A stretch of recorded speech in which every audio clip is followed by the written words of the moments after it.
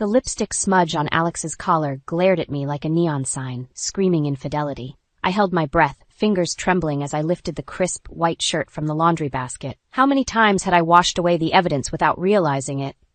"Emma, where are you?" Alex's voice boomed from downstairs, snapping me back to reality. I quickly shoved the shirt back into the basket and plastered on a smile. "Coming, honey!" As I descended the stairs, my mind raced. How long had this been going on? Was I just being paranoid? Alex stood at the bottom, keys jingling impatiently in his hand. "There you are. I'm heading out for a bit. Don't wait up." "Wait, Alex," I said, my voice steadier than I felt. "I thought we were having dinner together tonight. I made your favorite." He cut me off with a wave of his hand. "Something came up at work. We'll do it another time." "But it's our anniversary," I whispered, the words barely audible. Alex paused, his hand on the doorknob. For a moment, I saw a flicker of the man I married 15 years ago. Then, just as quickly, his face hardened. "Oh, right. Sorry, Em. I completely forgot. We'll celebrate this weekend." "Okay?" I could respond. He was gone, leaving me alone with echo of the slamming door. I sank onto the bottom step, my head in my hands. When had everything gone so wrong? We used to be happy, didn't we? The phone rang, startling me out of my spiral. I answered without checking the caller ID.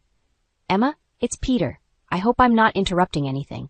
Peter, my old friend from college. His warm voice was a balm to my frayed nerves. "No, not at all," I said, trying to keep the tremor out of my voice. "How are you?" "I'm good.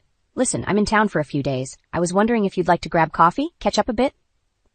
I hesitated. Alex wouldn't like it if I met up with another man, even an old friend. But then again, Alex wasn't here, was he? You know what? That sounds great. When were you thinking? We made plans to meet the next afternoon at a little cafe downtown. As I hung up, I felt a tiny spark of excitement. It had been so long since I'd done anything for myself. The next day, I found myself sitting across from Peter, clutching a steaming latte. He looked good, a few more lines around his eyes perhaps, but still with that boyish grin I remembered. "So, Emma," he said, leaning forward, "and how's life treating you?" I opened my mouth to give my usual response. "Fine, everything's great." But something stopped me. Maybe it was the genuine concern in Peter's eyes, or maybe I was just tired of pretending. "Honestly, not great," I admitted. "Alex and we're having some problems." Peter's brow furrowed. "I'm sorry to hear that. Do you want to talk about it?" And suddenly, the floodgates opened. I told him everything. The emotional distance, the forgotten anniversaries, the lipstick on the collar. Peter listened without judgment, occasionally reaching out to squeeze my hand comfortingly. As I finished my story, wiping away a stray tear, Peter's phone buzzed. He glanced at it and frowned. "I'm so sorry, Emma. I have to take this. Work emergency. But listen, why don't we meet again tomorrow? Same time, same place?" I nodded, grateful for his understanding. As Peter hurried away, I felt lighter than I had in months. Maybe talking about my problems wasn't such a bad idea after all. Just then, my own phone chimed with a text. It was from Alex. "Working late again. Don't wait up." I stared at the message, a familiar ache settling in my chest. But this time, instead of resignation, I felt something else stirring. Determination. Things couldn't go on like this. Something had to change. As I left the cafe, I made a decision. Tomorrow, I would confront Alex. One way or another, I would get answers. And then, well, then we'd see what happened next. I paced the living room, rehearsing the speech I'd prepared for Alex. My stomach churned with a mix of anxiety and determination. The front door clicked open, and I froze. "Emma?" Alex called out, his voice oddly cheerful. "You still up?" I stepped into the hallway, arms crossed. "We need to talk, Alex." His smile faltered. "Can it wait? I'm beat." "No," I said firmly, "it can't." We sat across from each other at the kitchen table, the air thick with tension. I took a deep breath and launched into my prepared speech. "Alex, I know something's wrong. You're distant. You're never home. And yesterday, I found lipstick on your collar." His face remained impassive. "It's not what you think, Emma." "Then what is it?" I demanded, my voice rising. "Because from where I'm sitting, it looks like you're having an affair." Alex sighed, rubbing his temples. "I'm not having an affair, Emma, but I think we both know this marriage isn't working anymore." His words hit me like a physical blow. I'd expected denial, maybe even anger, but this calm admission of failure? It was worse than I'd imagined. "So that's it?" I whispered. "And you're just giving up?" "I'm being realistic," he countered. "We've been drifting apart for years. Maybe it's time we—" A wave of nausea suddenly washed over me. I bolted from the table, barely making it to the bathroom before emptying the contents of my stomach. As I rinsed my mouth, a thought struck me. When was my last period? With shaking hands, I counted back the days on my phone's calendar. Oh my God, I breathed. I emerged from the bathroom to find Alex waiting, a look of concern on his face that I hadn't seen in months. Emma, are you okay? I met his eyes, my heart pounding. I think I might be pregnant. The silence that followed was deafening. Alex's face went through a range of emotions, shock, disbelief, and finally, something that looked unsettlingly like disappointment. Are you sure? He asked, his voice strained. I shook my head. Not completely. I need to take a test. Alex nodded, already reaching for his keys. I'll go to the pharmacy. As he left, I sank onto the couch, my mind reeling. A baby. Could this be the thing that saved our marriage? Or was it too late? My phone buzzed with a text. It was Peter. Hope everything's okay. Here if you need to talk. I stared at the message, guilt gnawing at me. I hadn't told Alex about meeting Peter. It hadn't seemed important at the time, but now... The front door opened, and Alex returned with a small paper bag. We sat in tense silence as I took the test, then waited for the results. Those 3 minutes felt like an eternity. When the timer on my phone chimed, I looked at Alex. Together? I asked. He nodded, following me into the bathroom. I picked up the test with trembling fingers and turned it over. 2 pink lines stared back at us. It's positive, I whispered, a mix of joy and fear washing over me. I turned to Alex, expecting, what? Excitement? Happiness? Instead, I saw resignation in his eyes. Emma, he said softly, a baby isn't going to fix us. His words cut deep, shattering the fragile hope I'd been clinging to. I stepped back, wrapping my arms protectively around my midsection. So what are you saying? I asked, though I feared I already knew the answer. Alex ran a hand through his hair, looking everywhere but at me. I think we need some time apart to figure things out. I felt the world tilting beneath my feet. This couldn't be happening. Not now. Not when everything was about to change. You're leaving? I choked out. Now? He nodded, his expression a mask of forced calm. I'll stay with a friend for a while. We both need space to think. As Alex packed a bag, I stood in the doorway, watching the life I thought I knew crumble around me. When he finally left, the silence in the house was oppressive. I picked up my phone, my vision blurry with unshed tears. Without thinking, I dialed Peter's number. Emma? His concerned voice came through. What's wrong? I took a shaky breath. Peter, I need you.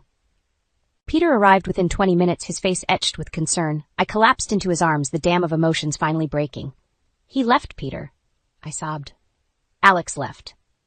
Peter guided me to the couch, his arm around my shoulders. Start from the beginning, Emma. What happened? Through hiccuping breaths, I recounted the evening's events. The confrontation, the pregnancy test, Alex's cold reaction. Peter listened intently, his jaw tightening as I spoke. I'm so sorry, Emma. He said softly when I finished. You don't deserve this. I wiped my eyes, suddenly aware of how close we were sitting. I don't know what to do, Peter. I'm pregnant, and my husband just walked out on me. Peter took my hand, his touch warm and comforting. You're not alone, Emma. I'm here for you, whatever you need. Our eyes met, and for a moment I felt a spark of something I hadn't experienced in years. But before I could dwell on it, my phone buzzed. It was Alex. I need to talk to you. His message read, Can you meet me at the cafe tomorrow at noon? I showed Peter the message, my stomach churning with anxiety. You don't have to go, Peter said, his voice tight. I do, I replied. I need answers. The next day I arrived at the cafe 5 minutes early, my nerves on edge. Alex was already there, looking haggard and sleep-deprived. Emma, he said as I sat down. Thanks for coming. I cut straight to the chase. Why did you leave, Alex? Is there someone else? He sighed, running a hand through his hair.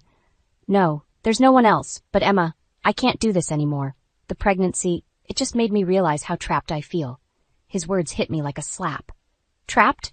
We're having a baby, Alex. This should be the happiest moment of our lives. I don't want kids, Emma, he said flatly. I never have. I thought you knew that. I stared at him, speechless. How could I have missed something so fundamental about the man I married? So what now? I asked, my voice barely above a whisper. Alex reached into his pocket and pulled out a folded document. I think we should get a divorce. The world seemed to tilt on its axis. Divorce? Just like that? It's for the best, he said, pushing the papers towards me. I've already signed. Take some time to look it over. I stood up abruptly, nearly knocking over my chair. You don't get to decide what's best for me or this baby, Alex. I thought our marriage meant something to you. Emma, please? But I was already walking away, tears blurring my vision. I stumbled out of the cafe, gasping for air. Suddenly, a strong hand steadied me. I looked up to see Peter, concern etched on his face. "I'm sorry," he said. "I couldn't let you face this alone. I waited outside, just in case." Without thinking, I threw my arms around him, burying my face in his chest. He held me tightly, murmuring soothing words. When I finally pulled back, I saw something in Peter's eyes that both thrilled and terrified me. "Emma," he said softly, "I know this isn't the right time, but I need to tell you something. I've been in love with you since college. Seeing you with Alex all these years, it's been torture." I stared at him, my mind reeling. "Peter, But before I could finish, a wave of dizziness washed over me. The world tilted, and I felt myself falling. The last thing I heard was Peter's panicked voice calling my name as everything faded to black. When I came to, I was in a hospital bed, the steady beep of monitors filling the room. Peter sat beside me, his face pale with worry. "What happened?" I croaked. Peter squeezed my hand. "You fainted. The doctors, Emma, they found something during the ultrasound." My heart raced. "The baby?" He shook his head, his eyes brimming with tears. "It's not a baby, Emma. They found a tumor on your ovary." The world seemed to stop. In that moment, faced with a failing marriage, an unexpected confession of love, and now this devastating news, I realized my life would never be the same again. The stark white walls of the hospital room seemed to close in on me as I tried to process the doctor's words. A tumor, not a baby. The cruel irony wasn't lost on me. "Miss Thompson," Dr. Patel said gently, "I know this is a lot to take in, but we need to discuss your options." I nodded numbly, grateful for Peter's steady presence beside me. His hand in mine was an anchor in the storm of emotions threatening to overwhelm me. "The tumor is sizable, but we caught it early," Dr. Patel continued. "With immediate treatment, your prognosis is good. However," I tensed, bracing myself for more bad news. "The treatment will likely affect your fertility. If you want to preserve the option of having children in the future, we need to act quickly." My mind reeled. Children. The future. Just days ago, I thought I was pregnant, and now... "I need some time," I whispered. Dr. Patel nodded sympathetically. "Of course, but please don't take too long. Time is of the essence." As she left, Peter turned to me, his eyes brimming with concern. "Emma, I'm here for you. Whatever you decide, I'll support you." His words, meant to comfort, only served to remind me of the complexity of our situation. Peter's confession of love hung between us unaddressed in the wake of my diagnosis. "I need to talk to Alex," I said suddenly. Peter's face fell, but he nodded. "Of course. Do you want me to call him?" I shook my head. "No, I need to do this myself." With trembling fingers, I dialed Alex's number. He answered on the third ring. "Emma? What's wrong?" I took a deep breath. "Alex, I'm in the hospital. It's not a baby. It's a tumor." The silence on the other end was deafening. Finally, Alex spoke, his voice uncharacteristically soft. "I'm so sorry, Emma. Do you want me to come?" "No," I said quickly. I needed you to know. And Alex, I'm signing the divorce papers." I ended the call before he could respond, for a weight lifting from my shoulders. For the first time in years, I felt like I was taking control of my life. Peter watched me carefully. "Are you okay?" I managed a small smile. "No, but I will be." The next few days passed in a blur of tests, consultations, and difficult decisions. I opted for fertility preservation before starting treatment, clinging to the hope of a future I wasn't sure I'd have. On the day of my surgery, I found myself sharing a room with an elderly woman named Margaret. She had a kind face and a no-nonsense attitude that I immediately appreciated. "First time?" she asked, as I nervously fiddled with my hospital gown. I nodded. "You'll be fine, dear," she said confidently. "I've been through this rodeo 3 times now. The trick is to focus on what you're fighting for." Her words struck a chord. What was I fighting for? As if on cue, Peter appeared in the doorway, his arms full of flowers. "Ready for this?" he asked, his smile not quite hiding his worry. Looking at him, I suddenly knew the answer to Margaret's implied question. I was fighting for a second chance, at life, at love, at happiness. "I'm ready," I said, surprising myself with the strength in my voice. As the nurses came to wheel me to surgery, I caught Peter's hand. "Peter, when this is over, I think we need to talk about us." His eyes widened, hope flickering across his face. "Us?" I nodded, squeezing his hand. "Us." As they rolled me away, I caught a glimpse of Margaret giving me a knowing wink. For the first time since this ordeal began, I felt a glimmer of hope for the future. The last thing I remember before the anesthesia took hold was Peter's voice, soft and sure. "I'll be here when you wake up, Emma. I promise." And in that moment, facing the unknown, I made a promise to myself. Whatever happened, I would fight. For my life, for love, for the future I suddenly realized I desperately wanted. With Peter, with a family of our own. As I drifted off, I felt stronger than I had in years. The road ahead would be tough, but I was ready to face whatever came next, head on and heart open. 5 years. It's hard to believe how much can change in such a short time. As I stand in our sun-drenched kitchen, watching Peter flip pancakes while our 4-year-old daughter Jackie giggles at the table, I'm struck by a wave of gratitude so intense it nearly brings me to my tears. "Mommy, look! Daddy made a Mickey Mouse pancake!" Jackie exclaims, her blue eyes, so like Peter's, sparkling with delight. I ruffle her curly hair, marveling at how perfectly she blends our features. "That's wonderful, sweetheart. Daddy's quite the artist, isn't he?" Peter winks at me over his shoulder and my heart swells. After everything we've been through, my cancer, the grueling treatments, the uncertain future, here we are, living a life I once thought impossible. "So, what's the plan for today?" Peter asks, sliding a plate of pancakes in front of me. "Well, I have that follow-up appointment at the hospital," I remind him, trying to keep my voice light. Even after 5 years of clean scans, these checkups still fill me with anxiety. Peter's hand finds mine across the table, squeezing gently. "Want me to come with you?" I shake my head. "No, you have that big presentation today. I'll be fine." But as I sit in the sterile waiting room 2 hours later, I'm not so sure. The familiar fear creeps in, whispering worst-case scenarios. What if the cancer's back? What if this time we're not so lucky? "Emma Thompson," a nurse calls, jolting me from my spiraling thoughts. Dr. Patel greets me with a warm smile, but there's something in her eyes that sets my nerves on edge. "How are you feeling, Emma?" she asks as I settle into the chair across from her desk. "Good," I say, perhaps a bit too quickly. "Great, actually." She nods, her expression turning serious. "Emma, I've looked over your latest scans, and there's something we need to discuss." My heart plummets. This can't be happening. Not now. Not when everything is finally perfect. "We've detected a small mass on your remaining ovary," Dr. Patel says gently. "The world seems to tilt on its axis." "Is it—" I can't bring myself to say the word. "We won't know for certain until we do a biopsy," she explains. "But given your history, we need to take this seriously." I nod numbly, barely hearing as she outlines the next steps. All I can think about is Peter and Jackie. How will I tell them? How can I put them through this again? As I leave the hospital, my phone buzzes with a text from Peter. "How'd it go? Everything okay?" I stare at the screen, my fingers hovering over the keys. I should tell him. He deserves to know, but the thought of seeing the worry in his eyes, of watching our perfect life crumble again. I can't bear it. All clear, I type back, hating myself for the lie even as I hit send. "See you at home. Love you." The guilt gnaws at me as I drive home, warring with the fear that threatens to overwhelm me. I know I should be honest, should lean on Peter's strength like I did before, but a small, selfish part of me wants to protect this happiness we've built, even if just for a little while longer. As I pull into our driveway, I see Jackie playing in the front yard, her laughter carrying on the warm summer breeze. Peter waves from the porch, his smile so full of love and trust that it breaks my heart. In that moment, I make a decision. I won't tell them. Not yet. I'll go through the biopsy alone, carry this burden myself until I know for sure. It's not fair to them, I know, but the thought of watching the light fade from their eyes is more than I can bear. "Mommy's home!" Jackie shrieks, running towards me with open arms. I scoop her up, holding her close and breathing in the sweet scent of her hair. Peter joins us, wrapping us both in a warm embrace. "Everything okay?"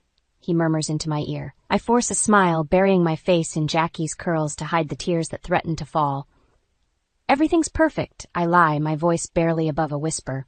And as we stand there, a picture-perfect family, in the fading afternoon light, I silently pray that my deception won't be the thing that finally tears us apart. The soft glow of candlelight danced across Peter's face as he raised his glass. "To 5 wonderful years," he said, his eyes shining with love, "and to many more." I clinked my glass against his, forcing a smile.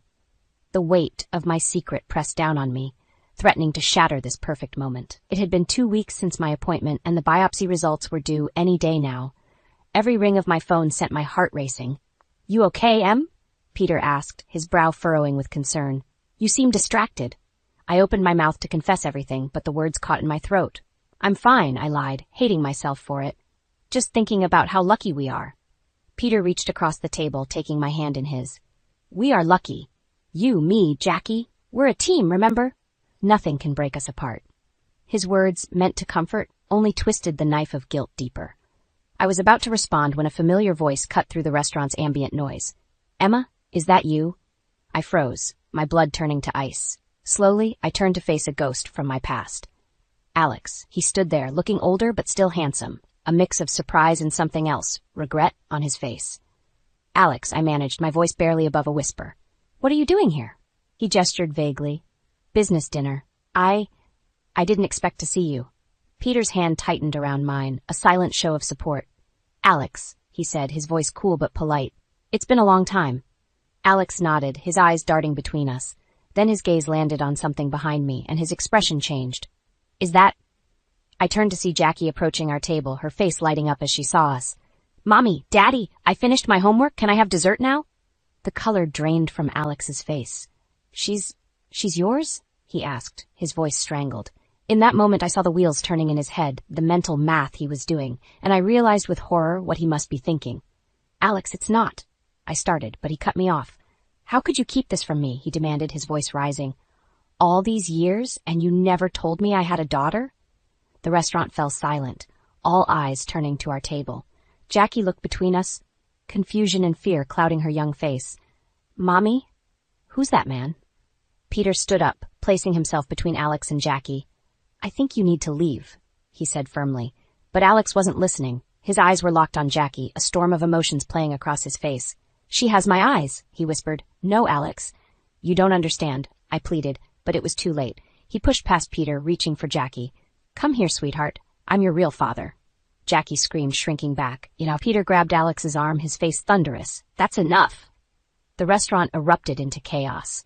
Patrons gasped and murmured, waiters rushed towards us, and through it all, Jackie's sobs pierced my heart. I stood there, paralyzed by the nightmare unfolding before me. This was my fault, my lies, my secrets. They had led to this moment. As security guards appeared, pulling Alex away, his words echoed through the restaurant. She's my daughter. Emma, how could you do this to me? I watched as they dragged him out, his accusations ringing in my ears. Peter held a trembling Jackie, whispering soothing words. And me? I stood there, the weight of my deceptions crushing me. In that moment, as the world seemed to crumble around me, my phone buzzed. With shaking hands, I pulled it out to see a message from Dr. Patel. Emma, we have your results. Please call us as soon as possible. I stared at the screen, a hysterical laugh bubbling up in my throat. Of course, this would happen now when everything was falling apart. As Peter turned to me, his eyes filled with questions and hurt, I realized I had reached a crossroads. No more lies, no more secrets. It was time to face the truth, no matter the cost. Taking a deep breath, I prepared to shatter the life we had built, praying that somehow we'd find a way to pick up the pieces. The restaurant was in chaos. Jackie's sobs pierced the air as Peter held her close, shielding her from Alex's wild-eyed gaze. I stood frozen, my phone clutched in my hand, Dr. Patel's message burning into my vision. Emma! Alex's voice cut through the din. You can't keep my daughter from me. Peter's face hardened. She's not your daughter, Alex. Leave, now. But Alex wasn't listening. He lunged forward, reaching for Jackie. Peter stepped back, but Alex's fingers grazed Jackie's arm. She screamed, a sound that shattered my paralysis. Don't touch her, I shouted, stepping between them. Suddenly a large figure appeared beside us. Is there a problem here? A deep voice rumbled. I turned to see a muscular man in his mid-40s, his eyes sharp and assessing the situation. Recognition flashed across Peter's face. Richard? Peter said, relief evident in his voice. Thank God. This man is harassing my family. Richard's jaw set as he turned to Alex. Sir, I'm going to have to ask you to step back. Alex's face contorted with rage. You don't understand. That's my daughter. Before anyone could react, Alex shoved past Richard, making another grab for Jackie. In a blur of motion, Richard caught Alex's arm, twisting it behind his back. That's enough, Richard growled. You're coming with me. As Richard began to lead Alex away, I saw a dangerous glint in my ex-husband's eye. Time seemed to slow as Alex wrenched free, his hand disappearing into his jacket. Alex, I started, but it was too late. The glint of metal made my heart stop. A knife! Where had he gotten a knife? Jackie! I screamed, lunging forward. Everything happened in a fraction of a second. Richard tackled Alex to the ground, the knife clattering across the floor. Peter shielded Jackie with his body. And I stood there, my world tilting on its axis, as security guards swarmed in, restraining Alex. The adrenaline drained from my body. I sank to my knees, trembling uncontrollably. Emma? Peter's voice sounded far away. Emma, are you okay? I looked up at him, at Jackie's tear-stained face, and something inside me broke. The weight of my lies, the fear of my diagnosis, the shock of Alex's actions, it all came crashing down. I'm sorry, I sobbed. I'm so sorry. I've ruined everything. Peter knelt beside me, confusion etched on his face. Emma, what are you talking about? I took a shaky breath, knowing that the next words out of my mouth would change everything. The tumor, it's back, and I didn't tell you. The color drained from Peter's face. What? I was scared. I whispered. I didn't want to hurt you and Jackie. I thought I could handle it alone. Peter's expression cycled through shock, hurt, and finally a deep sadness that broke my heart. Emma, we're a team. You should have told me. As the police arrived to take statements, the gravity of the situation settled over us. Alex was being led away in handcuffs, shouting about paternity tests and lawyers. Richard stood nearby, giving his account to an officer. And we sat there on the floor, our perfect life in shambles. My phone buzzed again. Dr. Patel, no doubt wondering why I hadn't called back. The future I'd been avoiding loomed before me. More tests, more treatments, more uncertainty. What do we do now? I asked, my voice barely above a whisper. Peter took a deep breath, squeezing Jackie's hand. We face it together, all of it. As we sat there, surrounded by the wreckage of our anniversary dinner, I realized we'd reached a turning point. The lies, the secrets, the past we thought we'd left behind, it had all caught up with us, and now we had to decide, would we let it tear us apart, or would we find the strength to rebuild?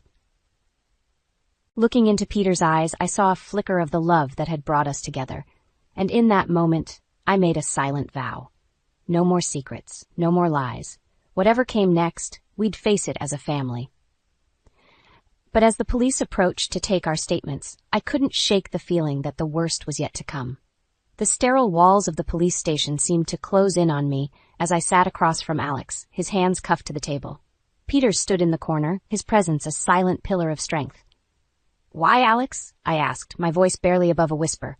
Why did you do this? Alex's eyes, once so familiar, now seemed like those of a stranger. You took my child from me, Emma. What did you expect?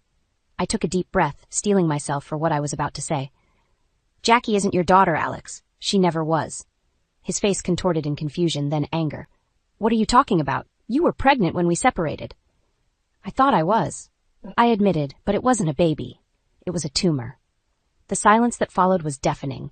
I could see the wheels turning in Alex's mind, piecing together the past. So all this time he trailed off, the fight draining from his body. I'm sorry I didn't tell you, I said softly. But you had already left. You made it clear you didn't want children. Alex slumped in his chair, the reality of his actions crashing down on him. I've made a terrible mistake, haven't I? I nodded, feeling a strange mix of pity and relief. Yes, you have. As we left the station, Peter wrapped an arm around my shoulders. Are you okay? He asked. I leaned into him, drawing strength from his presence. I will be. We have bigger battles to face now. The next few weeks passed in a blur of hospital visits and legal meetings. Alex's actions had consequences. He was facing charges for assault and endangering a minor. But as I sat in Dr. Patel's office, waiting for my latest test results, those problems seemed distant. The tumor has shrunk significantly, Dr. Patel said, a smile breaking across her face. The treatment is working, Emma. Tears of relief sprang to my eyes as Peter squeezed my hand. So, what's next? He asked. We continue the treatment, Dr. Patel replied. But I'm optimistic. You're a fighter, Emma. As we left the hospital, I felt lighter than I had in months. The sun seemed brighter, the air fresher. We picked up Jackie from school, her face lighting up as she saw us. Mommy, Daddy, can we get ice cream? Peter laughed, scooping her up. I think we can manage that, Princess. Sitting in the ice cream parlor, watching Peter and Jackie giggle over their sundaes, I felt a profound sense of gratitude wash over me. We had been through so much, divorce, cancer, Alex's attack, but here we were, still standing, still a family. Penny for your thoughts? Peter asked, noticing my contemplative mood. I smiled, reaching out to take his hand. I was just thinking about how lucky I am, how lucky we all are. Peter's eyes softened. We've been through a lot, Em, but we're stronger for it. Jackie looked up from her ice cream, her face serious. Are you sick again, Mommy? I pulled her into a hug, marveling at her perceptiveness. I am, sweetheart, but the doctors are helping me get better, and I have you and Daddy to help me too. We're a team, Jackie said solemnly, echoing Peter's words from that fateful night at the restaurant. That's right, Peter agreed, and teams stick together, no matter what. As we left the ice cream parlor, hand in hand, I felt a sense of peace settle over me. The road ahead wouldn't be easy. There were still treatments to endure, legal battles to face, and emotional scars to heal. But for the first time in a long time, I wasn't afraid. We had weathered the storm together, emerging stronger and more united than ever. Alex was a chapter of my life that had finally closed, and while the pain of those years would always be a part of me, it no longer defined me. Looking at Peter and Jackie, I saw my future, bright, full of love, and brimming with possibilities. Whatever challenges lay ahead, I knew we would face them as we'd faced everything else, together. As we walked home in the fading sunlight, I silently thanked the twists of fate that had brought me here. To this moment, to this family, to this love. And for the first time in years, I felt truly, completely whole.